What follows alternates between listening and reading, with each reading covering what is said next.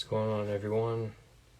Time for another live. I'm gonna send the invite to Austin, and then we'll be good to go. All right, just sent it, so hopefully he gets it, and we can get started. My man. What's going on, dude? How you doing? Hold on. Oof. Let me sit up. My phone was about to die, so I have to hold it. Oh, it's all good. Yeah, I have everything like all set up and everything's all plugged in, blah blah blah, so I don't have to worry about it. Awesome. How's it going though? It's going good. It's going good. I had a couple clients today. I work over at Retro in Greenbrook as a PT manager. So I do that along with training my clients too as well and running my business. So I kind of go back and forth between jobs. And today was a nice day, so I rode my bike there today. Nice, dude. That's awesome.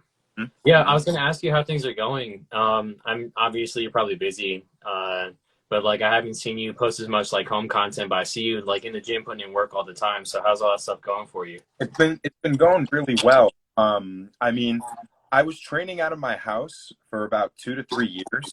Once, well, how long was pandemic? It was basically 3 years, and I was training out of my house for about like 2.5. Once pandemic started, I was like, I kind of took a break from training for a little bit. I took like a month off because like we didn't really know what was going on, so I didn't really know what I was going to do just because everything was closed, and I didn't really know what was going on at the world in that point of time. So it was just kind of like a reset. So once everything kind of just boiled down as to like what was going on, how long we were going to be in quarantine for, a couple clients started hitting me up and they were like, "Hey, are you still training?" And all I had was like those group class like dumbbells, like, you know what I'm talking about, like the neoprene ones with like the color. I had a pair of black 10s, and then I had a pair of 25-pound dumbbells, and they were mismatched. And one of my clients, she would make fun of me for them all the freaking time. Other people would bring it up too, but every single session she would come, she'd be like, "Come on, man, you got to get a pair of matching 25s." And one thing turned into another, and I was doing about like, once like peak COVID was going down, I was doing like 20, 30 sessions a week. And it was just crazy as to how like much equipment I was acquiring like at the time. And during pandemic, I mean, I know you know for sure, like trying to find weightlifting equipment was like running around with a chicken with its head cut off. It was insane. Yeah. People overcharging. It was nuts. I was driving all over Jersey to try and get equipment for just training my clients. So I did that for about 2 to 3 years, and it just went from me having to like the least amount of equipment to literally a whole filled out gym in my garage. So it was freaking awesome. A lot of people supporting me, and a lot of people just being like, "Hey man, I think this is awesome. Like, keep doing it." And it's really the support that I got from my clients and other people watching me from Instagram or coming and doing the sessions with me in real life. Like, "Wow, man, like what you're doing is awesome." So that was a really cool jump. But then I was on a bike ride one day, and I went to this Retro when I was 17. So I've been going to this gym ever since I basically just first started lifting. And the owner's been cool with me for a really long time. And he told me that nobody was running his PT department. And I told him, I was like, "Hey man, I have all my own equipment at my house, so like I don't really need to train at a gym." But we kind of just hashed it over and everything, and he threw me a couple of bones, and it was just really too good of an opportunity for me to pass up. And it gives me a chance to really officially run a business and see really how my business layout kind of works in an actual setting with clients, with trainers that kind of, I don't like saying work for me, but it's use for less of a use for a better term, but that are under me and work for me, that I could set them up with clients, and I get to really see how that is from a business aspect. And he's been great to me too, in terms of like just kind of grooming me into the position, giving me tips, tricks, sending me to conferences to give me that kind of help on the outside too as well. So it's been really like a big time kind of mentor for me. So I think in the long run, I think this was a great decision for me to do in terms of going back into the gym industry. But I think it was cool that I kind of got to have a taste of what it's like to really run my own business and have all those clients. And it's not like I don't have anybody anymore. I see regularly, I see about like 10 to 12 people a week. And I do Zoom calls too as well. So it's not like I don't see anybody. I still do that. I just like to handle the other business too as well, because it's Yeah. like, you know, why not, you know? Yeah.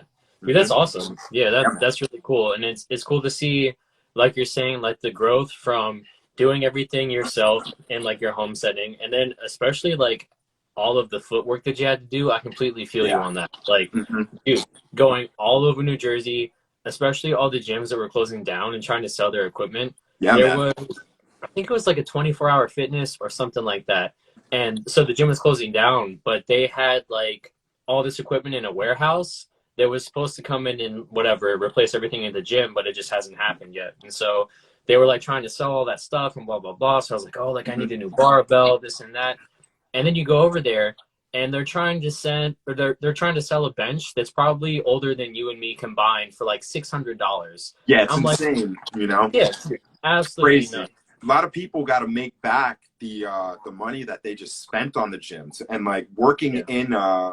in corporate again, and kind of just going to these conferences and talking to my boss and asking him questions about the money that he spent like with his business. Like they spend absurd amount of money, so you can only imagine when a gym like that shuts down how much they're really losing. So they got to try and make back, even if it's like a freaking ripped up, torn up bench. They got to try and make that money back regardless. So it's crazy to think about that kind of stuff, you know, and seeing it like that. Yeah. But nah, I completely feel you. There's some people that tried to rip me for equipment too, and I'm just like, yo, come on, man, relax. Yeah, You know? that's why I was super glad I found the iCell Fitness Company because they're local to Jersey.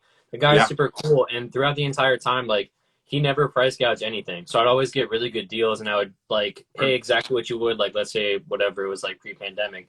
The only thing that sucked, like you said, is the wait time for everything was insane. Forever, forever, Yeah, dude, forever. I had to wait like 3 or 4 months after I like put in the order for a whole set of bumper plates. It was crazy. I remember when you posted them too. They're fire, man. They look nice. So I mean, it was worth the wait, definitely, for sure, dude. Yeah. So, but yeah, dude, that's really awesome. I'm glad it's all working out for you, and I definitely get what you're saying. Like all the gyms have to make their money back because it's like, especially, and I know the same for you. Like once you spend all that money to get that equipment, you're like, okay, well, first of all, I'm of the mindset where it's like buy nice or buy twice. So it's like Exactly, I'd exactly, rather get exactly. something that I know is gonna last me forever, that I actually like how it looks, blah blah blah. But then Mm-hmm. you're talking about spending thousands and thousands and thousands of dollars on Yeah, equipment. it's insane. Like, It's insane. yeah, I think at this point I probably spent close to 30 grand or something like that on equipment. On equipment, Jesus Christ, bro, that's Yeah, insane. That's wild. That's but it's wild. also like It's I'm all never top notch gonna, stuff, though. yeah, and I'm never gonna have to buy it again. You know what I mean? Mm-hmm. So it's like, yeah, whatever. Let's say like I spent whatever $1,200 on a dumbbell rack, dude. When that thing came in the mail, it was a freaking tank. Oh, I Thing bet. was I bet. Trying to super get that sturdy. thing through your house and everything, dude, it's wild. Yeah. For me, I bought it. I didn't buy it all at once. I bought it in pieces. But like Yeah. people were asking me, they're like, dude, how are you getting equipment? And like I'm even on it right now, checking the marketplace. But it's like I was checking Facebook Marketplace religiously, like 4, 5, 6 times a day, going Yeah. on and off, refreshing pages, DMing people, messaging people, putting posts on my story. And as soon as something pops up, if I had the cash in me right then, if I was doing sessions and somebody paid me, I would go right there and just pick it up, because someone else will go get that stuff like immediately after. Like people will haggle, man. And overall, I spent around like 5,000, and I just got like the bare essentials that I needed. And then like the main question that I would really ask myself in getting equipment is, am I going to use this with my clients? I didn't really buy for myself first, because my main concern was, because I was doing so many sessions frequently a week, is like, okay, yeah, would getting 70, 80-pound dumbbells be cool for me to use? Yeah, of course. But then are my clients going to be using that at all? Am I going to get my money's worth from that, you know? And then once I really bought everything, then I kind of just started getting like little stuff here and there, you know? So just little accessories and everything. And that's one thing that I really got credited for a lot, was that even though I only had a really small space, it was like an 11, my garage is big, but I only used half of it. I didn't want to use the whole entire garage, because we had to have like tools and everything in there.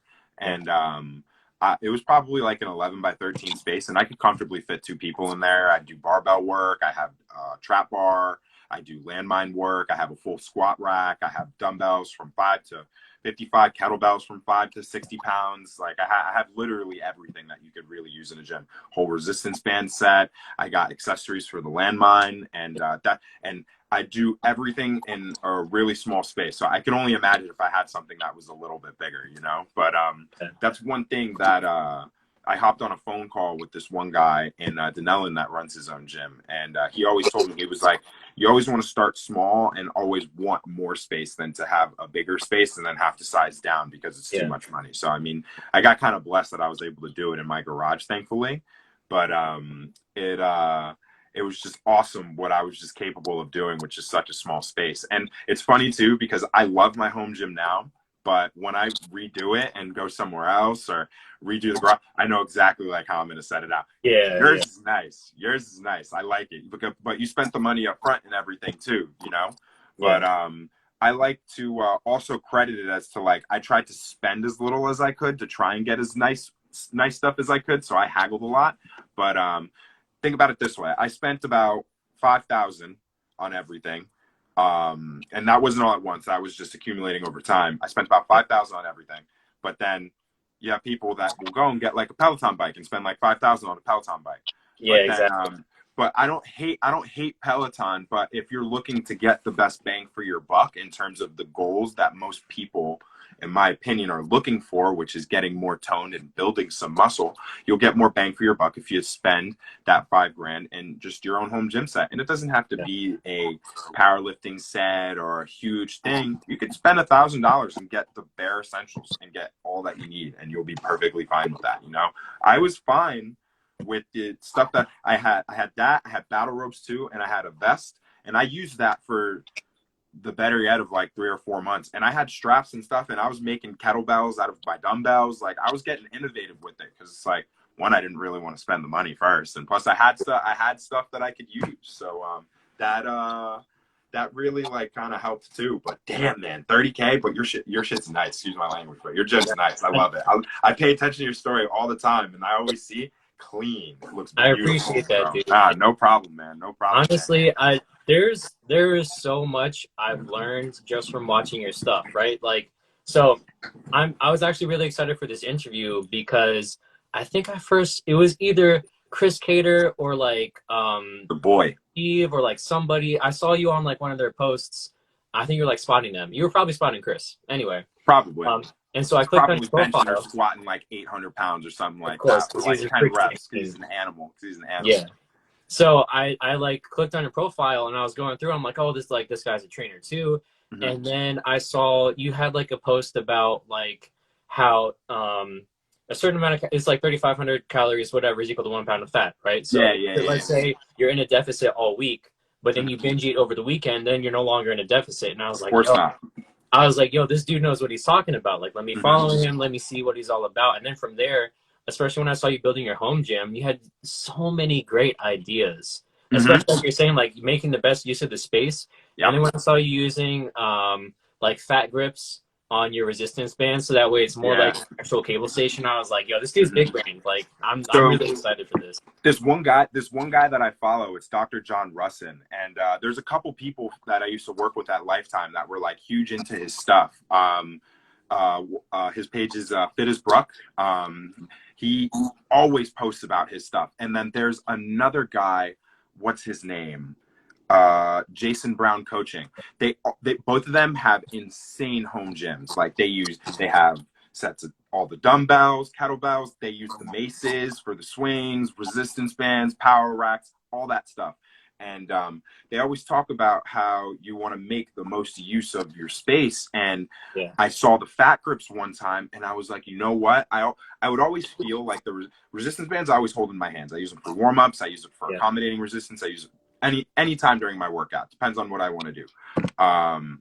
What was I going to say? And I remember it hurts my hands a little bit when I do sometimes, because I'll do like rear delt flies with the bands, and I'll do pull aparts or whatever, and I'll do certain things with it, and I'm like, damn, it kind of tears your hands a little bit. And then I saw the fat grips, and I was like, that makes sense. And it was perfect. It was perfect. And you can even do that where you get the thin band, and you can put the thin band in the fat grip, and then you can stack a dumbbell on top of that, and then you can get that resistance with the dumbbell too. I did that pretty frequently during COVID because, I mean, I didn't have a bench for a decent amount of time. My dad's friend wasn't using his bench at all. And he was like, hey, I'll just give it to your son or whatever. And I was like, okay, cool. So my dad gave him some money for it, and he gave me those weights, but I had 55-pound dumbbells at best for that. So like I said, I used the resistance bands as much as I could in terms of using for my presses, adding resistance from my rows. I mean, when you have bare to none equipment, I mean, you really gotta get innovative with it. Yeah, so and looking stuff up too. I mean, I yanked a lot of stuff from people. It's not like I made up everything myself. So it's like, I don't want to credit myself 1000%, but like Instagram, man, scrolling through TikTok, how you scroll through and you see like just a bunch of different stuff. I'm like, you know what, that's cool. Why don't I do this? And you know, you get inquisitive yourself. You're like, let me try this, or let me angle it this way, or you're always trying like add more to it or take away from it. You know, you pick and choose from everybody, you know, but I appreciate that, man. Thank you, dude. Definitely. Yeah, it's funny because like I sort of had like the opposite approach. So the reason I started getting a home gym because I was like, listen, if I can't lift during the pandemic, I'm gonna go crazy. Like lifting is life for me. Like that's the ultimate outlet. So I was like, all the money that I had left over in my savings, I was trying to find all this equipment, blah blah blah. And then after a certain point, once I started to get a clientele, I remember somebody from this church that I used to go to, he would always talk about when he was in a band, like growing up, that he was the only person in the band that would always reinvest into the equipment and reinvest in the business. And that's how it got better and better and better versus everybody else would just like spend it on whatever, you know, like whatever they wanted. And so in my mind, I'm like, all right, cool. Like if I buy something that's high quality that I'm never going to have to replace, like, okay, it's a one and done thing, but now that's going to last me for whatever, like the rest of the time with me training. Obviously, like the ultimate goal for me is to open up my own facility or open up my own like private studio. So that's kind of like, that was my rationale. And I was like, oh, and it's funny because every time I would spend like a stupid amount and my fiance would start nagging me and she's like, oh, you shouldn't have spent so much, blah, blah, blah.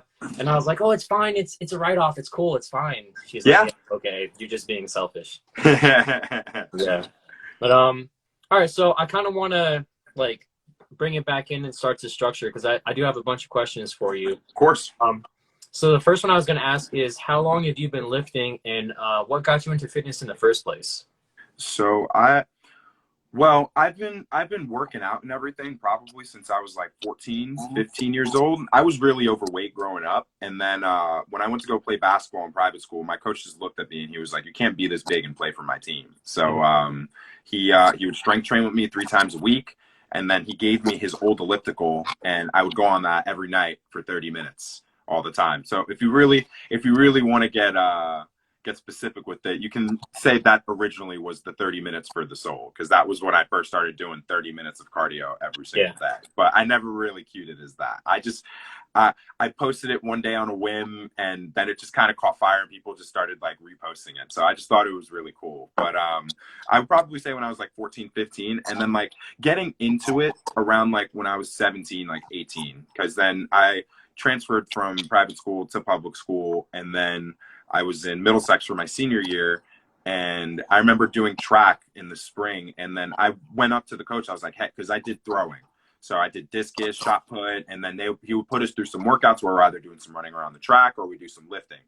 And I went up to him. His name was Coach Perry. Went up to him. I was like, "Hey, do you have like a folder or like a binder of like these workouts?" And he was like, "Yeah." And then after like 2 weeks of me hounding him, he gave them to me, and I would use that as my cardio, and then I would go and lift in the high school gym. So like that's when like I started like getting like a little bit more serious about it. But when I started like, I guess you could say, programming and paying attention to my lifts and writing stuff down and tracking, probably when I was about 20, 21 years old. So that's when I really started like seriously getting into it. So paying attention to my lifts, tracking food, and getting how do I become BardajiFit? That's funny.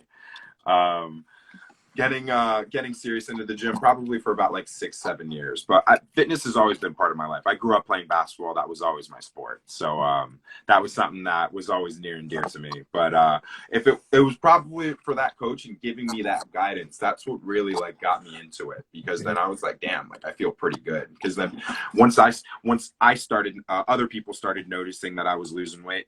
Then I started noticing that I was losing weight. I was like, oh crap, some clothes don't fit me anymore. I remember after high school, I was trying on a bunch of my clothes that I wore in private school when I was overweight. I have the cards too. I wish I pulled them out so I could show you.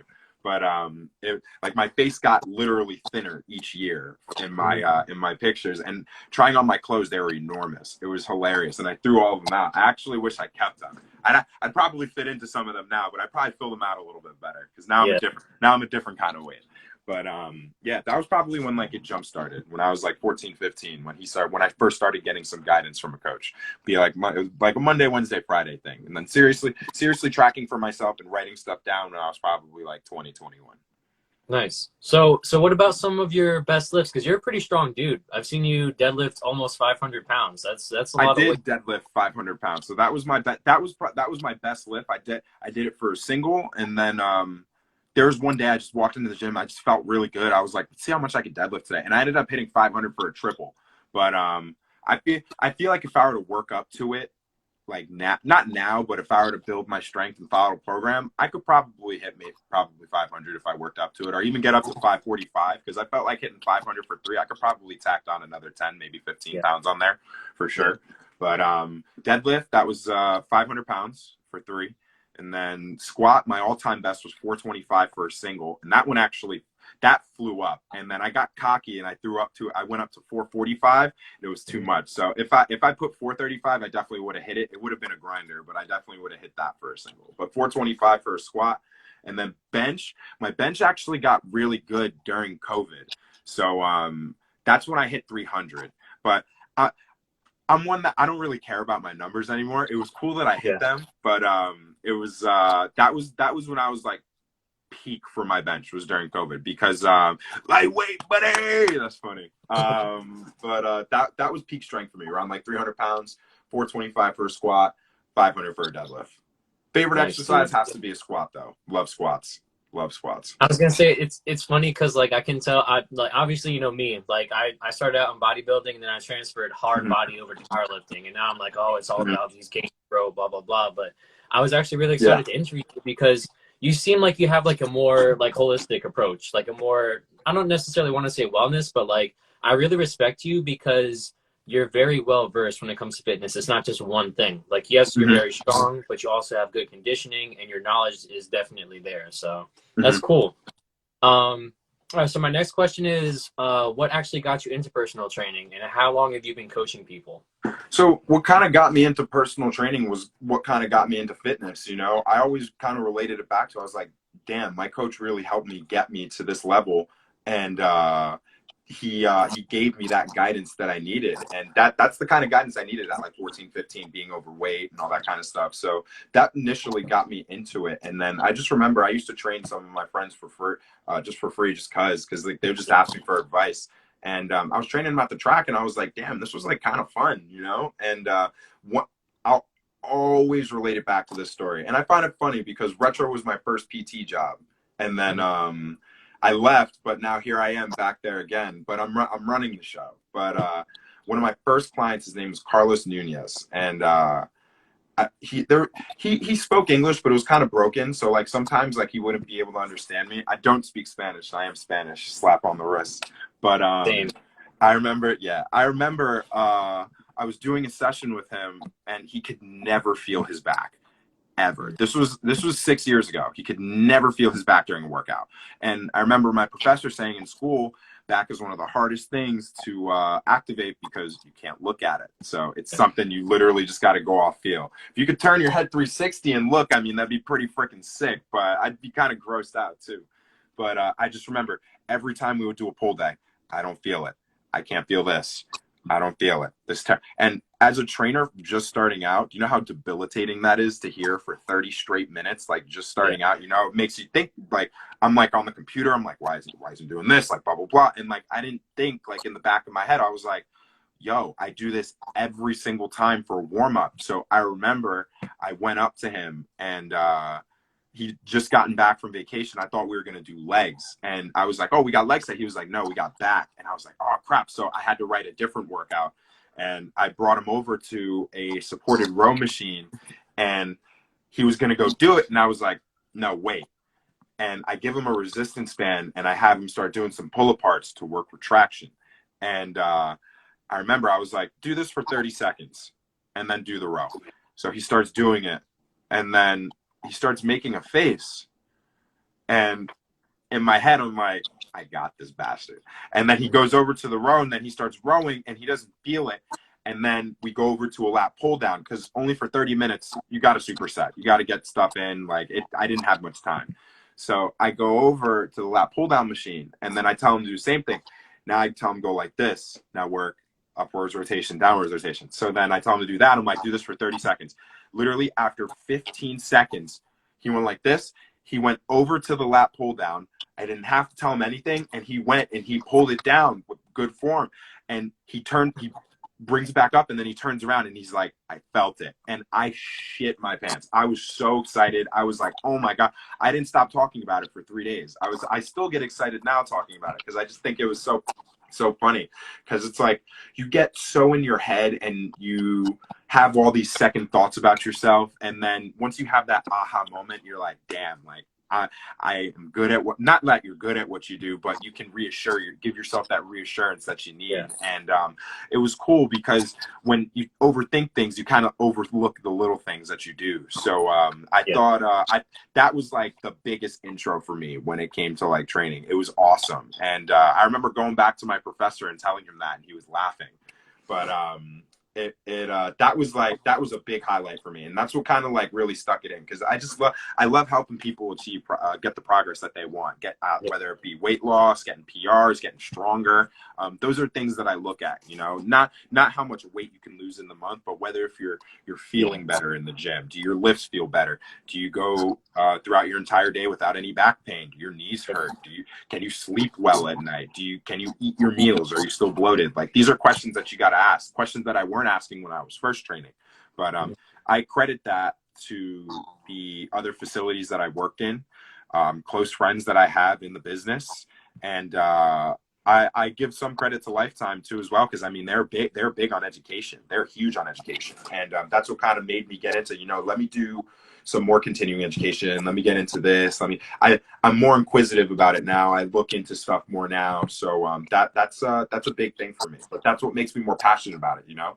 And that was a huge moment for me. I'll always remember that. I always tell people who just start training that story, just to like give them like, oh, you know what, like that seems pretty fun, you know. But yeah, that's so awesome. And it's funny because it's like you're just like me. Like when you help a client do something, sometimes you're more excited than they are, you know what I mean, because you're so happy for them.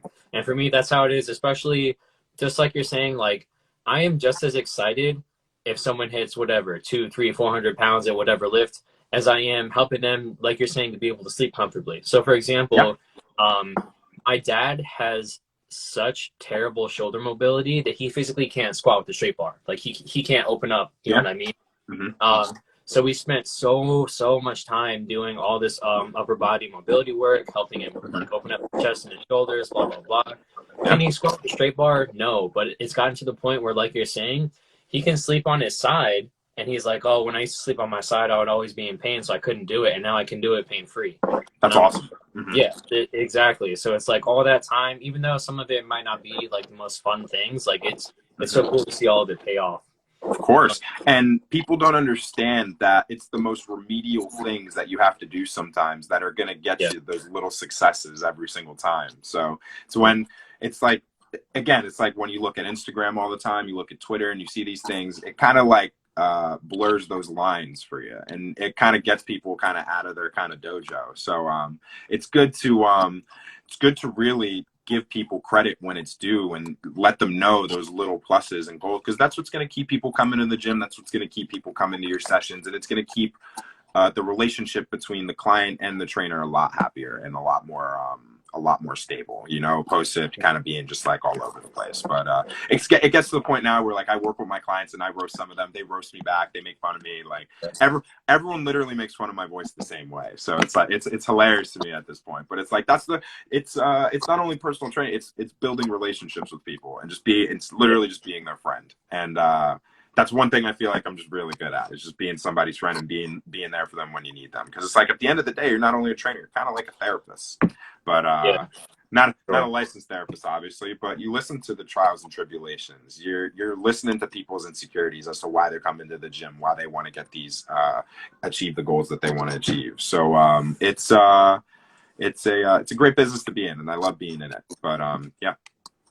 Yeah, and it's so true. And honestly, like, that's part of your job as a coach. You know what I mean? Like when the person comes in, they might not always feel 100%. They might be, like you're saying, like fighting with a girlfriend or something, or Hmm. maybe like I had a client that came in and he had like just been in a car accident. Not like super serious, but like there's like a deer or something, right? And he came in and I'm like, oh crap. Like, let's see how he feels. We have to auto regulate Yeah. everything, blah, blah, blah. And then he ends up killing the workout, like completely destroying it. And so it's like you have to pay attention to all those things because you have no idea what's going on, like outside of the workout. Hmm. And that's also part of why I love doing strength and conditioning. Because like when you're in there with me, it's just you and me. You know what I mean? Hmm. Yeah, all these outside factors can affect you, but like I like giving people that time that they have where it's I think it's something that I also like about lifting is like I'm in control of that portion of my life. Like I can Yeah. always make sure I have the training there. So that Hmm. definitely helps. For sure. So you kind of touched on it a little bit, but what made you decide to start like Bardaji Fit and like having everything happen at home? It was kind of like on a whim. For Bart, like I've had the page for a while. I forget when I started it. I was going to retro with my boy, and he had a fit page, and I forget what it was, but I had two pages, and then I was going to school, and then I was working out in the gym, and some people saw my progress, and they're like, "Hey, can you give me some tips?" And then I just started posting some workouts, and I remember I was lifeguarding at RV, and I was sitting on the bleachers. And I remember I was like, you know what, I never used my regular page. I just used my Bardaji Fit page because I was posting my workouts all the time or whatever. And I was like, you know what, I deleted my regular page and I was like, let me just make it Bardaji Fit and I'll just post my regular stuff on here. And one thing just turned into the next. And then people just started telling me, hey, keep posting workouts, keep posting tips, like keep doing this. And I ended up just really falling in love with it. And like now it was like funny because like I'm an endurance runner. So I remember I'd go for runs and then there'd be some friends that would see me around town. They'll shout, they're like, yo, Bardaji Fit. Or like, Yeah. I'll go out to a bar with a couple friends and then people come up to me. They'll say, yo, Bardaji Fit. And then like, it just became a thing like after that. It was funny. And it's like, not like I'm like famous or whatever, you know, but like, that's the name that people like know me as, you know, that's my business. And it was just, it was cool. And when I started working at Lifetime, I had my one client, his name was Tito. He told me, he was like, you know, your name kind of sounds like a brand. And I was like, yeah, like it kind of does. Like it just rolls off the tongue, you know? And I was training another guy. He was actually just watching the live earlier, wattage. And I was doing a session with him and he told me, he was like, yo, like I think your name sounds kind of like a brand, like this and that. And I heard that like a year or two later, and I was like, wow, that's funny. He's like the second person to say that, and they have like no correlation with each other. So like it's always been a thing. And my logo, I had made it up because I was like, you know, like let me just go full force with it. And Yeah. next thing you know, I had t-shirts. I made a hat. I didn't do the hats yet, but I had the t-shirts and everything going, and it was it's it just turned into like one big thing and I love it. It's cool, you know, and I like that I'm known for it because it's something that I'm passionate about. Like my one client, she was awesome. I mean, for gifts, she would give me like pen holders and stuff like that with like the Bardaji Fit logo. Like on the back of my phone, I have like one of those what are those things called that you put on the back of the phone? I forget what it is, but it's I like yeah, you know what I'm talking about. But it had my logo on it, but the ring for my finger fell off to hold my phone, but I still have it on there because I just think it's awesome that it's the logo, you know. So yeah, my page has been up for probably I think like 6 or 7 years. I started it when I was like 2021 when I started taking fitness a little bit more seriously. So but yeah, wow, that's insane. That's crazy. That's crazy. Funny to think yeah, about. I was gonna say, I like your logo, like it's fire, and I think one of the coolest things I saw was I think one of your clients got you like a coffee cup or something like that that had your Same logo on it. client that got me the pen holder. It was in the same kind Yeah, of gift basket. It was she was awesome. She was awesome. yeah. Mhm. So, But the real quick, the guy that made my logo, his name's Brian, and it's Maze Marketing. And I remember I told him I was sitting at Panera with him, and I was like, I wanted a BF. So this way it said BardajiFit, but he was like, "Yo, like let's do this." And I remember when he pulled out the logo, and I was like, "That's fire!" And I yeah, just went with it like immediately from there. So he hooked me up big time. He hooked me up big time. that's awesome, dude. Hmm. So you had mentioned that you're an endurance runner, right? So something Hmm. that I wanted to ask you was, what's your current balance between weight training and cardio, right? So for me, I'm kind of the mindset where I want to have the most muscle mass on my body as possible, like be as lean as possible, or but also whatever have like heart health. So for me, I'm kind of like the 30 minutes for the soul, but then not necessarily that that's kind of just it, but I always had a really hard time, especially when I was like deep into dieting or like trying to lose weight and trying to reach a certain body fat percentage, where it's hard to balance your cardio training as well as your resistance training, especially when Of it course. comes to like legs. Because it's like if you're gonna run a couple miles and then you have legs that day, like it's kind of like counterintuitive. So how do you personally balance all your stuff? Because not only can you run a lot, but you're also very strong. Yeah. So one thing that was really big for me, I mean, I one of the first things I ever started doing was cardio for like training. Like I was always a runner. Like when I first started working out by myself, which is when I was like 16 or 17, I would run, it was straight jailhouse workout. So I would run 2-3 miles a day, Monday through Friday. And after every time I would do 100 push-ups, 100 sit-ups, 100 leg lifts, like in my room. And because I had no equipment and I couldn't go, because you know how the insurance policies are. Like I had no equipment, so like I couldn't go into the schools and work out there. I needed a coach with me. If a coach wasn't there, then I couldn't work out. So I would always do that myself. So cardiovascular wise, I've always been really good, and it's funny because that used to be like my worst. That used to be my worst aspect. That used to be my worst aspect. Same. But I got really big into running, and then once I started working for a running store, that's when it really started taking over a little bit more, and I started taking it more seriously.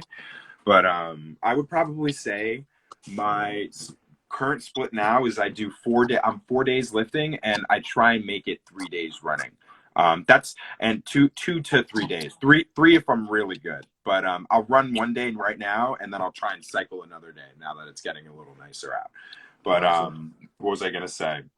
During the summer, it'll kind of be like 3 days lifting, 4 days lifting, 3 days running, 4 days running. Because I love being outside. I love the outdoors. So what was I gonna say? And when it comes to that, it really depends on the day. So like I try not to hit double sessions. So this way I can kind of save my body for what I want to do, whether if I want to run 6 or 7 miles or if I want to ride my bike for 20, 25 miles. Like I want to make sure that I'm in prime condition for that. So based on my lift that day and based off how I'm feeling and based off what I want to do for a run that day or a cycle or whatever. So if I had, let's say Monday, usually my program goes upper, lower, upper, lower. So I'll do an upper body day where it's a blend, where it's like more push focused. And then I'll do an upper body day where it's more pull focused. And then I do the same thing for legs. So one day for legs where it's more knee dominant, more squat dominant, lunge dominant. And then another day where it's going to be more hinge dominant, where you do more deadlifts, more swings, more RDLs, whatever. And depending on the day and what I want to hit that current day, whether weight wise or intensity wise for the workout, it'll kind of judge whether if I hit a double session that day and it's a lighter run, or if I have a light lifting session and then I have a heavy run. It really depends on how I program it. So if I go and I do a double session in the day, I'm not going to do 2 hard sessions in a row because it's just Yeah. going to wreck my nervous system. So Yeah. I would rather do it where I either can have a really hard lift and then save my run or cycle or whatever I do for the next day, or if I do a double session that day, one of the sessions can only be hard. I can't have both where they're really intense. So like if I'm going to do when I was training for my marathon, because I got COVID over the summer, which is why I stopped training for my marathon. Because like after I got in COVID, you're supposed to take a break afterwards, regardless, because you're sick and it affects your respiratory system. It felt like I was breathing through a straw when I first went for a run. I felt so out of shape, and it kind of set me back a little bit. And then I got back into running again, and then I got it again. So then it just kind of kept stockpiling after that. But I was fine though when I had it. But just the recovery just takes a little while, especially running at the frequency that I was training for a marathon. I was doing 100 miles a month. So what was I going to say? When I'm really well into it, I like to try and keep an even blend between the two, because I like doing both that much. Because you heard me earlier before, I'm not really like too crazy about my numbers. And I always found myself performing at my best when I have an even blend of both strength training and my cardiovascular training, because I think both are equally as important when it comes to your exercise regimen. Yeah, definitely. And I completely agree with all that. And I appreciate all the insight, because it's like I kind of had to learn the hard way, because I remember, again, same thing, especially like when I was dieting down and you're only eating whatever so many calories a day, like you already feel like garbage to begin with. So for me, I'm Yeah, like, okay, like I want to dedicate as much energy as possible to the lift. But if you want to be in a deeper deficit, obviously cardio is the thing that burns more calories. So I'm like, of okay, course. well, I need to do more cardio, blah, blah, blah. And so it got to the point where it was like the very end of my cut, and I'm like, you know what? I'm gonna go for a 2 mile run. Keep in mind, I didn't build up to this at all, right? So I go for the 2 mile run, and then the next day I wake up and I'm like, holy crap, my legs are absolutely demolished. I couldn't hit Mm-hmm. legs the next day, blah blah blah. Oh, hell So yeah. yeah, now it's gotten to the point where I split things up, because I'm a firm believer in splitting up, like just like you're saying, like your cardio and your weightlifting, Mm-hmm. because if you do it too close together, it's just going to affect each other. So Exactly. I wake up in the morning, I do my fasted cardio on the bike just because it feels better for me, not for any Mm-hmm. particular reason. Yeah. And then I'll do my weight training in the afternoon after I had a meal, because that seems to work for me, and that's what feels the best.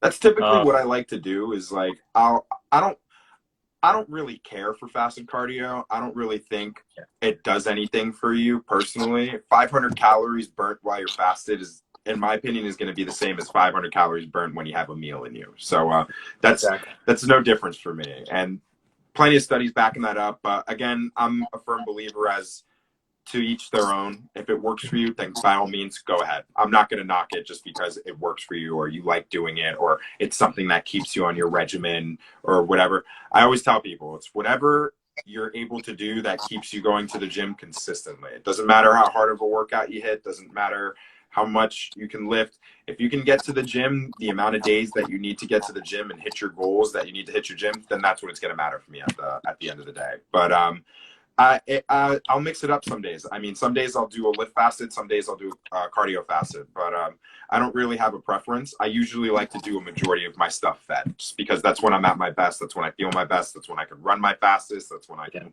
lift my hardest. It's just preference at the end of the day, whether if you want to do fasted or not. It's not something where it's really going to make or break somebody, in my opinion. But do I feel that's a more advanced technique? I think so. Do I think somebody that's brand new to the gym should be doing that? No. I've had a fair share of people that I've done consultations with where I've informed them and I've let them know, hey, make sure you have a light snack beforehand. I'm not asking you to eat a meal, maybe a banana, maybe. One thing that I've been suggesting to people that I used to eat a lot was a piece of whole wheat toast, a little spread with banana, some little peanut butter spread with some sliced banana or some blueberries, some strawberries, something like that, light, 30, 60 minutes before, you're fine. I've had some people almost pass out during a workout with me, and then they tell me, they're like, oh, like, I didn't eat anything before this. And I was like, dude, what did I tell you? You know, I remember, and it happened in three separate gyms, and I'm not going to say names. I had one client, they came to a session at Retro. They came to a session, and we were doing a workout, and she told me she felt a little queasy during the session. And I was like, oh, like, are you okay? She was like, oh, yeah, let me go to the bathroom real quick. So she goes to the bathroom, comes back, bodies the workout. And then she tells me afterwards, she's like, yeah, after I threw up in the bathroom, I felt great. I was like, why didn't you tell me this? I was like, I need to know this. Yeah. And, but she was fine. And then she told me she had some Greek yogurt and stuff right before her workout. And I was like, Yeah. that move. I was like, not good. So, not that I like reprimanded her or anything for it, but I told her, I was like, have it a little late, earlier before you work Yeah. out instead of right before. Try and have it half hour, 60 minutes before. Then I was at Retro, another guy. I told him, eat before your workout. Didn't tell me anything.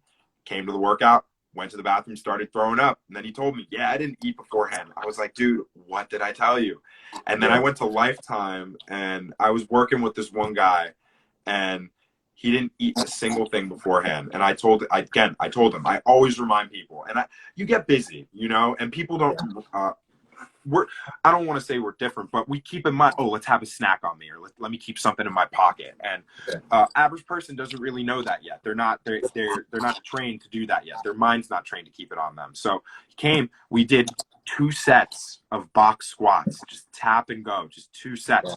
He was on the floor. He was about to pass out. I had to run and grab him a Gatorade. So it's like, I can't emphasize like how, like, it's not a bad thing to do. You just got to be experienced and you got to know your body. If you're new, you don't know your body like that yet. It's very important. So I think that's a real key factor into some things. It's like, yeah, like it's a lot of information out there that people want to utilize, and it's very easy to get sensory overload from that. But it's taking in what you can, getting sensible advice from somebody who has experience in it, who's certified, whatever, and educating yourself on it, which I think is really important.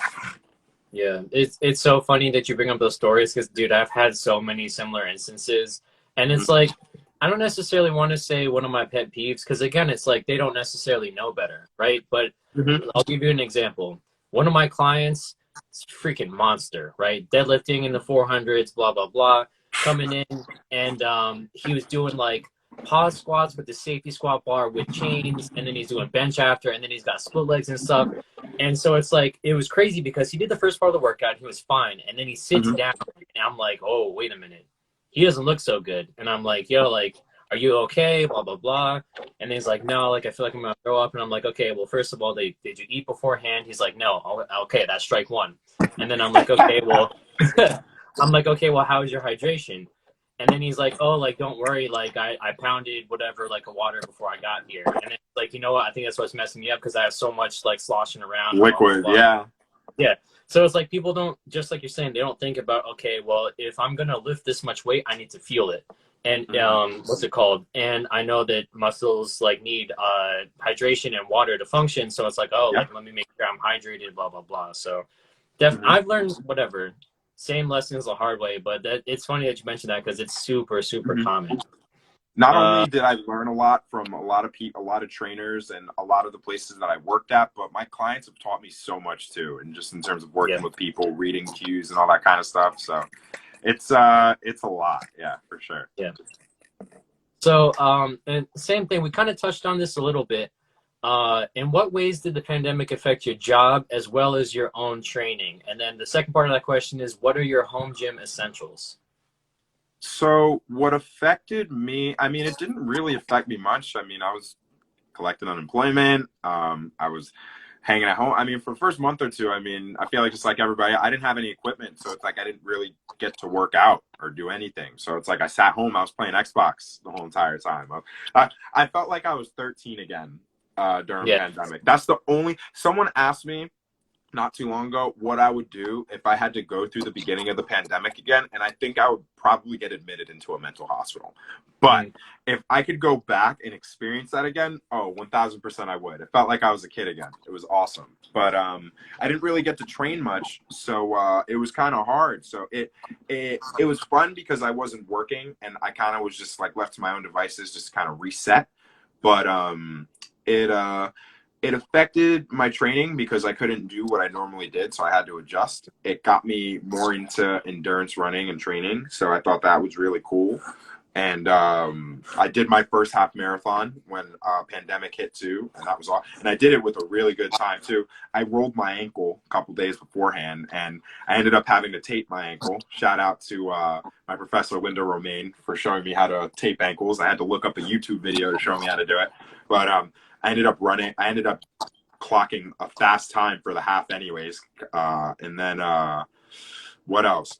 Business wise, I mean, I felt like did me well business wise, honestly. I mean, even when gyms opened back up, I was still full fledged, just doing everything. So, I mean, if anything, it taught me a lot, and it showed me how much work you need to put in when it comes to running your own business and doing your own thing. So, like I said, it was amazing that I thought the pandemic was great for me because it really brought out the hustler in me. I was doing group classes too as well. And then it also taught me a lot about running my own business and allowed me to get my feet wet and get that experience. So now when I get into it again, the mistakes that I made then, I won't make now. And it got me a chance to really reach out and talk to other people who have ran businesses and educate myself on their experiences and mistakes that they made and everything too as well. So I thought that was really cool. It opened a lot of doors for me for sure. I think the pandemic was a very big plus for me in my opinion.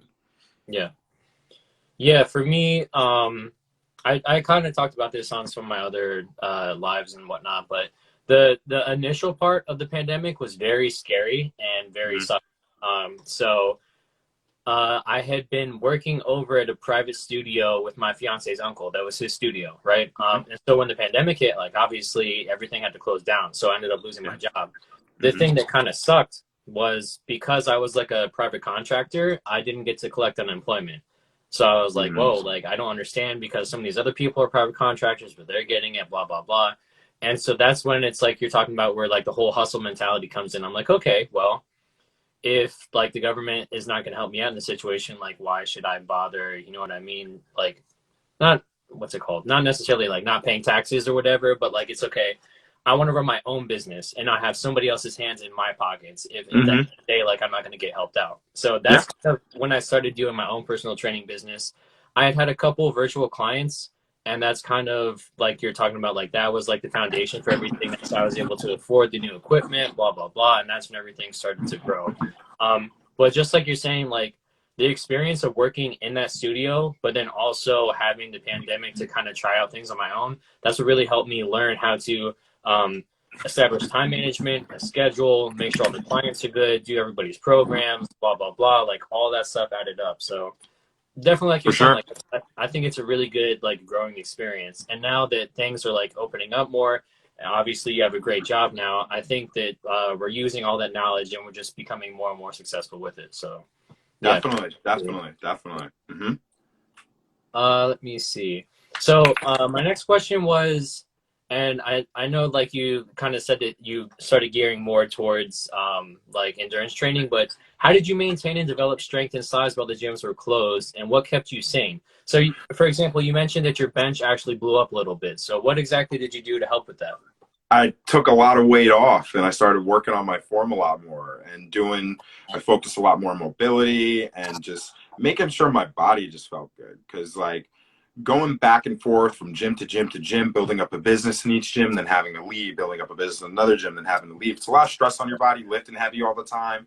Like when I first started lifting, I was just trying to hammer PRs 24/7. You know how it is. You got your bros in the gym. I mean, you see everybody else lifting heavy. You don't think you're going to lift heavy that day. And you're like, you know what, screw it. Let me throw 3 plates on the bar. Let me go for reps. Why not? You know? And I used to do that all the time. So then when I didn't really get the chance to do that, I mean, I had to take more of an endurance approach because it's like, after experiencing stuff like that and not having a lot of weights, I had to work a lot more with body weight. I had to work with lighter dumbbells. So it's like I had to come up with different variations and different ways to affect or get that same training effect that I was looking for. But I mean, it kind of helped that I was always a runner. So it's like that's something I always enjoyed doing.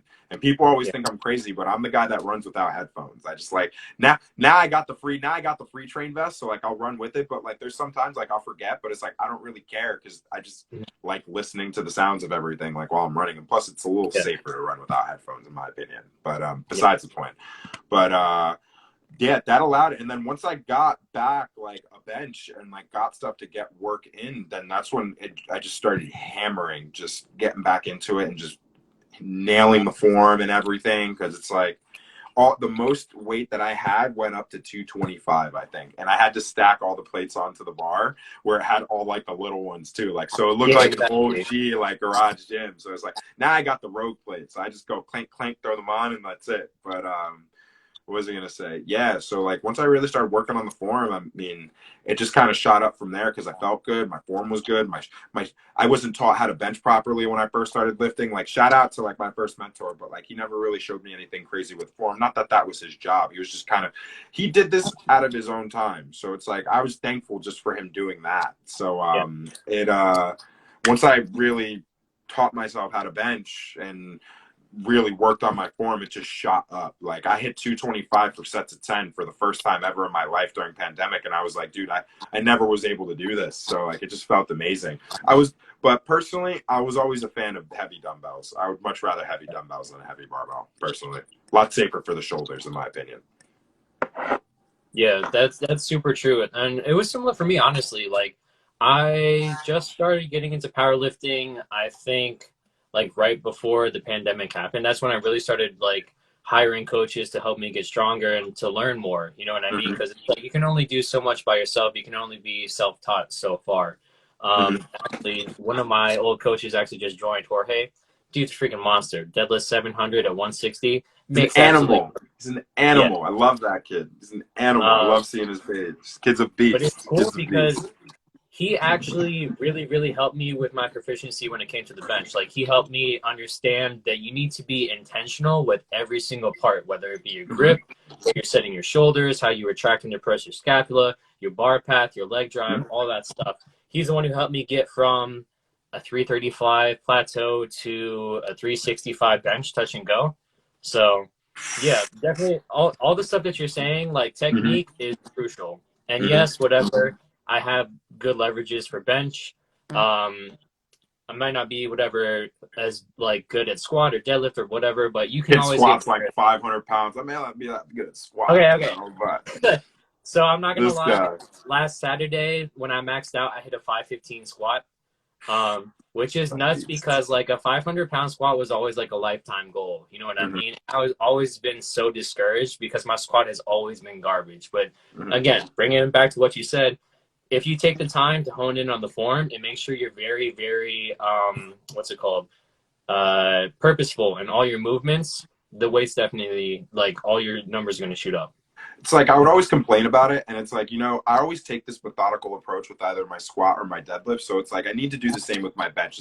And I hate benching. If I had to choose, it'd be squat, deadlift, bench. I hate benching.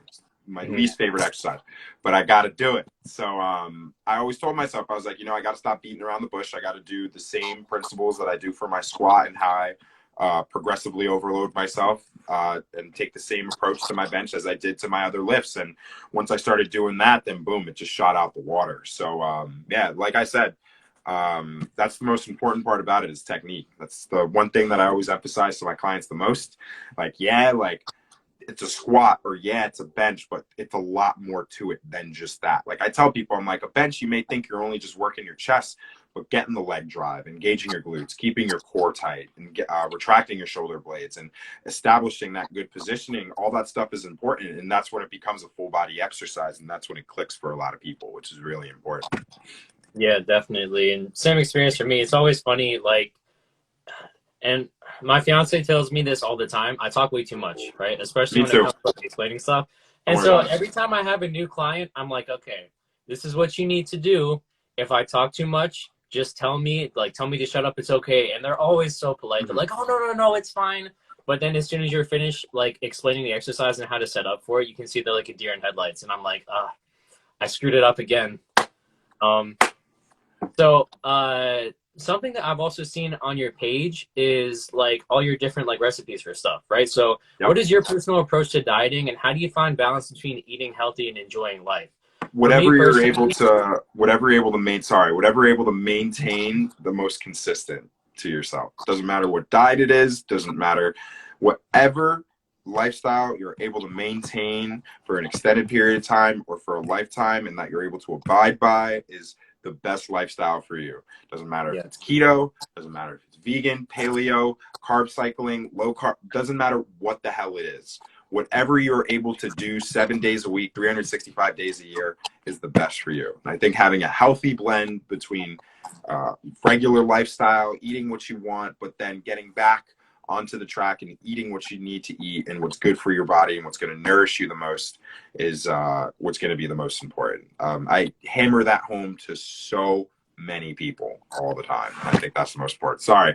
It's like I've been getting asked No, that no, question no. so much lately. So it's like I Yeah. just needed to say that, you know. Well, and that's why I wanted to ask you, because it's like, all right, so for me personally, I'm not necessarily old school per se, but I'm very lazy, right? And I'm also the kind of person that realizes like if I have to eat like a dog to get certain results, I'll do that, but within reason and within me enjoying it, right? So, Mm-hmm. yes, I typically eat the same things for this, whatever, same meal times, blah, blah, blah, rice, ground turkey, broccoli, like that kind of stuff. But that's because that's what works for me. You know what I Yeah. mean? So I love seeing you post all your different recipes and different things that you eat, because when people look at me, they kind of get a little turned off and a little freaked out because they're like, oh, I could never have that discipline and blah, blah, blah. But when they see someone like you who's still getting good results, still strong, good cardio, but that also has that balance with all the meals and everything, they're like, oh, Mm-hmm. I actually don't need to eat super restricted to get to my goals. Yeah, exactly. And it's bringing it back to that nutrition post that you brought up. And it's like, as long as what's, and people were asking me this, like, oh, is it okay if I have popcorn? Is it okay if I have this? I'm like, look, like, you can have whatever and it's not going to kill you. But if it's over your calorie goal for the day or for the week, then that's when it's going to be a little bit more negligent towards your goals. So it's like, that's where you really got to weigh those options out. That's when that discipline comes into play. And it's like, I tell people, I'm like, you can eat so the professor that I brought up, Linda, she told me one time during class, it was like, when it comes to losing weight, it's a calorie deficit. And she said this when I was 19, 20 years old. So now people are like, oh my God, like a calorie deficit, that works. And I'm like, dude, Yeah. it's like, dude, this has been out for years. And Yeah.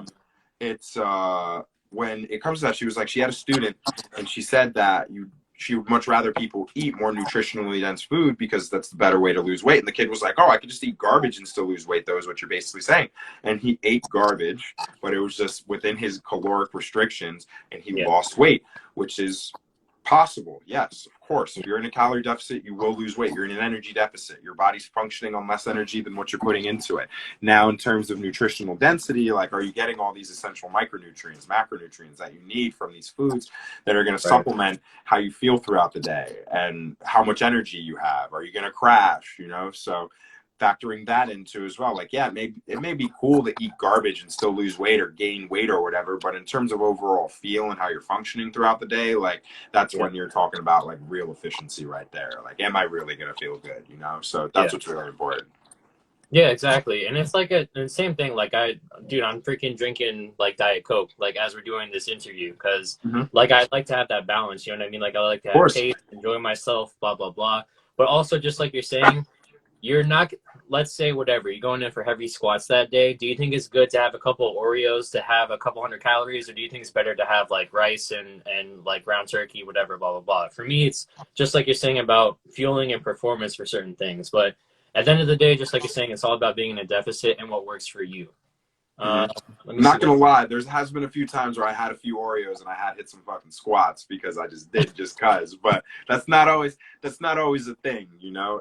I'm always gonna choose the more whole meal over the garbage that you can really put into your body when it I comes mean, to I feel like it's the stereotypical powerlifter to have what is it, gummy Sour Patch bears. Kids. Yeah. Yeah, Sour Patch Kids. Like before you work out, it's Mm-hmm. it, all powerlifters do that. Mm-hmm. All right. So my next question for you was, how have you kept yourself motivated and disciplined over the years? What keeps you energized and inspired to work with, to work out and also to work with people? I've especially this past year, I haven't done a really good job of finding a balance between like working full time, going hard in the gym, and then also making time for myself. And so it's gotten to the point where it's like I maxed out this past Saturday, and I'm kind of glad that it's done. But like taking all this time off, like I still feel fried. So how have you kind Mm-hmm. of managed that like over the years? I mean, I still don't have it down perfect because I also bartend just for fun, like a couple days a week. But it's like when you function on little sleep, and I understand it's going through that and working a couple of jobs because I'm just trying to save up some more money right now. I just want some extra stuff coming in. I had a little bit more free time, so I was like, screw it. But I understand how some of my clients feel because now I'm working a lot more and I sometimes I work on little to no sleep. I'll have a couple hours of sleep. I'm like, crap, like, how do I work out? How do I do this? So it's like, I just really pay attention to my body's cues and what I need. It's like, and if I really feel like garbage that day, I'm not going to go and trek through a workout just because I need to trek through a workout. You know, if I need to sleep that day, I would much rather sleep so I can have a better next couple of days than hit a workout and destroy my body even further, where now I'm going to feel like garbage for the next couple of days. And now it's going to take a while for me to recover. I'm going to feel a little bit in the fog, you know? So that's important to me. So it's like, I'd rather take a rest day and have myself feeling 100% or at least 80, 90% than to try and get through a lift, get through a run where I feel like garbage. And there's times where I've done it and I'm guilty of it, you know? And I have a Garmin. So like my watch is good at telling me my performance. And like when I know my body well to a T. And it's like when I really am on point with like my dieting and I'm at a weight that I want to be at and that I'm losing and everything, I feel my food going to work for me. And I know when I'm going to have a bad lift. I know when my runs or cycles is going to be bad. And when I know it on the top of my head, I'm like, damn, I feel like shit. And then my watch tells me, it's like, oh, performance at -5. I'm like, I knew it, shouldn't have done it. So now it's like just really reading those cues with myself. And that's what I try and tell clients too as well. It's cool that you can get to the gym again all the time, but like, how are you feeling? Are you going to feel like garbage? You know, I was just telling a new client today at Retro that signed with me. She does 2 times a week with me, and she got to the gym 4 times this week for her first time, and she was doing 3 times for the past couple weeks. And I was like, wow, really good job. I was like, how do you feel? And she told me she felt a little tired, and I emphasized, I was like, this weekend, hydrate, sleep, eat, take care of yourself, because you need to be able to do this again next week. That's what's important, you know, big time. And then I love all that. What kept me motivated, just those little wins when it came to running a business, you know, that's what's like really big for me, is what really kept me in it, you know? So I like having those experiences, building the relationships with clients. Like, I just love working with people just overall. So it's like, it's something that I'll never get tired of. My one client, I train her at 6 a.m. Monday, Wednesday, Friday, and I bartended on Tuesday. And I came in and she was like, oh my God, like you're on like 3-4 hours sleep. I was like, look, I love what I do. I could be off 1 hour of sleep and I will come and train.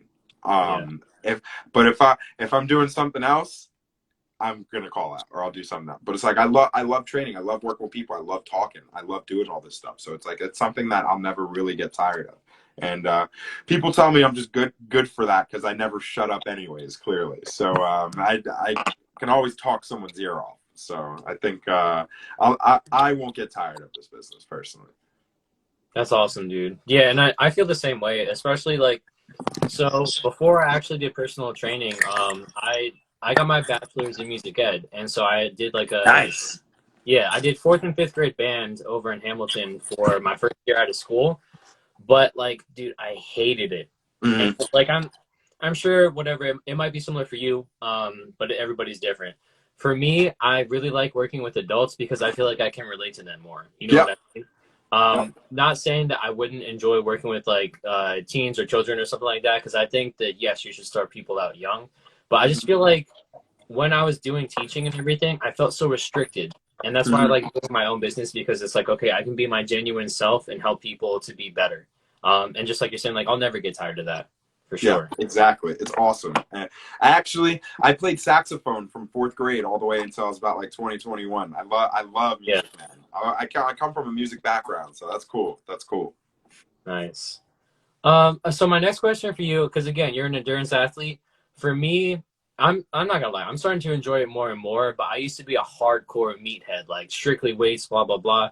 What are your methods to keeping cardio interesting and enjoyable for yourself?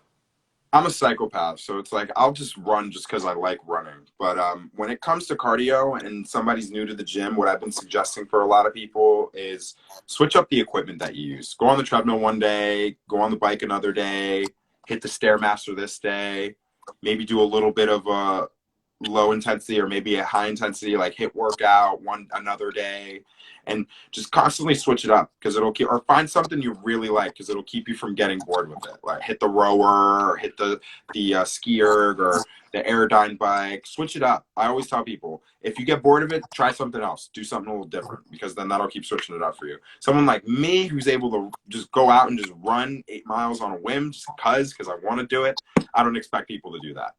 Being able to run consistently is really hard, and it's not the best form of cardio for everybody. So I always tell people, try and find something that's going to work for you and that's going to be the most efficient and safest for you, and switch up the methods if you need to. There's always different things that you could do. Yeah, I really like that. And it's funny because like I knew that I hated running because I had to run so much when I did wrestling in high school. Like at one point, I mean, obviously it's not a lot compared to you, but like at one point I ran like 6 miles, and I'm like, wow, how did I ever do this? Yeah. But now it's like, okay, well, because I was so sick of it from growing up, I was like, okay, well, I don't want to run if I'm trying to lose weight. So that's when I started like going on walks. And I feel like a lot of people kind of underestimate like just how much a walk is not only going to do for your health, but when it comes to weight loss. You know what I mean? 10,000 steps a day, baby. It's important. Yeah, It's important. exactly. It's important. Exactly. Your feet are built to walk 20,000 steps in a day. That is how many miles you can walk. You can walk 12 miles a day on your feet. That's how much they're built to walk. And the average American only gets about 2,000 steps a day. That's wild. 1/10 of what your foot is able to do is what people get. So that's insane. I always tell people the power of walking is very key. That's one of the first tips I give people. And one of my old coworkers is huge on it. He's a huge 10,000 step a day guy. But Spartan Coach Ryan, that's his Instagram. He actually helped me a lot with my endurance training too. I'd always ask him questions, and he always does like or tries out like different stuff or cool stuff just to like further his knowledge base. So I always look up to him for that. But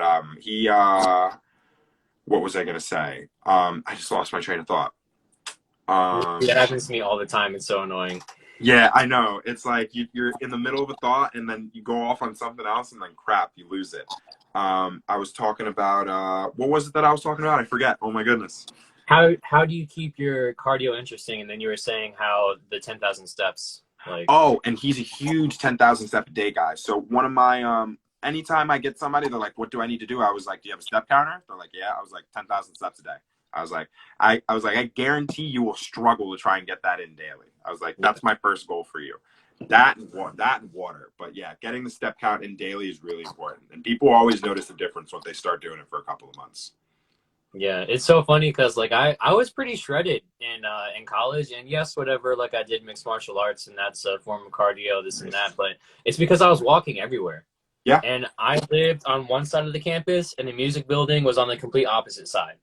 So it's like, yes, whatever, 8 a.m. keyboard sucked, but I would always get my steps in every single day. There you go. And now what I do is I knew like you're saying, like you have to find something that you enjoy doing and that you're going to do constantly. So I'm a big Super Smash Bros. Guy. So what I do is I sit on the stationary bike while I'm playing. That way, like I'm not necessarily focused on the cardio. Thinking about it. Yeah, exactly. That's what I do every single morning. That's nice. Running's kind of like meditation for me, and it's like quiet time for me. So like that's when like I really go, just like collect my thoughts, get out like my like emotions I need to get out. Like it's very relaxing for me just to just go and just cool it. So that's my form of like therapy right there. Besides lifting, like it's just one thing I just always love to do and will always be near and dear to me. That's why I like to lift, because like I want to be able to keep myself strong so I can run for as long as I can. Nice, dude. Yeah, and that's super crucial. I actually just had a consultation on Wednesday with a girl who said that she needed to do, like, she needs to start weightlifting so that way she can still run, because she had only done running for whatever, how long she's been doing, like, cardio. And I feel like a lot of people underestimate, like, the benefits of weightlifting because it makes you, like, sturdier overall. Like, it helps with your bone mineral density, blah, blah, blah, so that way you can run, your joints will be healthy, blah, blah, blah. So my next question is, what advice would you give to someone who's just starting their lifting journey, and what lessons have you learned the hard way? Always ask questions, and never do something that you're uncomfortable doing without having somebody show you first or educating you on it first, because it's like you'll end up just making things just way worse for yourself. I've done all types of diets. I've done all sorts of exercise. I've hurt myself in the gym before, and it's like always try and educate yourself. I tell people if it's your first time in gym, you never do it before, hire a trainer. Hire a trainer. Just like you said, you'd rather spend more money on the equipment now than have to do it later. Buy nice instead of twice. Same exact thing when it comes to your body. But start with the trainer as soon as you get in. If you don't have if you don't have a friend that can educate you and teach you things properly, start with the trainer. Just because you're going to save yourself a lot of trial and error. You're going to save yourself pain and agony in the gym. And you're going to feel a lot better about yourself and more confident in the gym when you're taught how to do exercises properly. So that's where referrals come into play, talking to people, word of mouth, and finding somebody that's solid and that'll teach you things properly. Because there's some people that just do this and think that just hitting a hard workout is all you got to do for your client and just beating them to shit into the ground. And that's not how it is at the end of the day. So Right. I tell people always invest in a trainer, a good trainer, and somebody that's going to invest right back into you. That's my biggest advice, just starting their journey. Have somebody, a good friend that can teach you things properly, or hire a trainer that's able to educate you, so this way you can have more confidence in the gym. Nice. And Yeah. and be reasonable with your goals and understand that things take time. The amount of time that it took you to put that weight on, it's not going to come off in a day. If it took you 2 years to put that weight on, it's going to take you a little while to take it off. It may not take 2 years, may take a couple months, but patience is key. Patience is Definitely. key. Mm-hmm. And for me personally, I would say for the second part of the question, which is something you touched on before, is auto-regulation. Like listening to your body and not just always trying to go harder or trying to go as hard as possible, because that's how you burn out in 3 weeks and that's how you get hurt. Yeah. So my last question for you is, what are your personal business and fitness goals for 2022? For 2022, I mean, business goals wise, when I'm looking at Retro, I'd like to build the business up to where they have things going and flowing there again, and it's well on its way. I'm hooking up my trainers a lot right now, and I'm very happy with that. Personally, I mean, I would like to really build my online business to a point where that can really support me. And not that I want to leave this job, because I'm very happy where I am right now, but where I could supplement me too as well. So I'd love to build up my business to that point where I could work with people online and help more people get more comfortable in the gym, build the confidence, and then personal goals, marathon for sure. Maybe even a triathlon if I'm feeling good for it, but definitely a marathon. Just because I told myself I was going to do one last year and I got sick twice and then I couldn't do it, but I'm feeling really good and trying to hit a nice little cut and then trim up for a race that I could do. Definitely want to do a marathon. I'll probably end up doing a half marathon this year just to kind of get training wheels on and to train for the marathon. But that's definitely on my personal goal for this year. And then probably a triathlon. But what was I going to say? What else? I mean, that's all I really have on my head right now personally. Definitely business-wise, just increase the business at Retro where I'm at right now for the owner that I work for there, and then my own business, get my online business get a lot more traction there. I have a couple people, but I definitely want it to be a lot more. And then, hit those races, man. Definitely want to get those marathon and triathlon in. So that's definitely a big goal for me. Nice, dude. Well, listen, I really, really appreciate you for doing this. Again, I've been wanting to do this for a little while. I have huge respect for you. I love watching your journey. I love everything that you're doing with your clients. Please keep it up. If you guys don't follow Austin, please follow him. Please support him. And yeah, man, thank you for everything. And I'm definitely going to pop through to the deadlift party. Definitely come through to spectate. Maybe I'll even just rip one just to see where I'm at. But I'll definitely come through to spectate for sure. For sure. Cool. All right. Well, enjoy yourself. Enjoy the rest of your night. Enjoy your weekend. And hopefully I will hear from you again sometime soon. Sure. Be easy, my man. I'll catch you, my G. Sounds good. See you.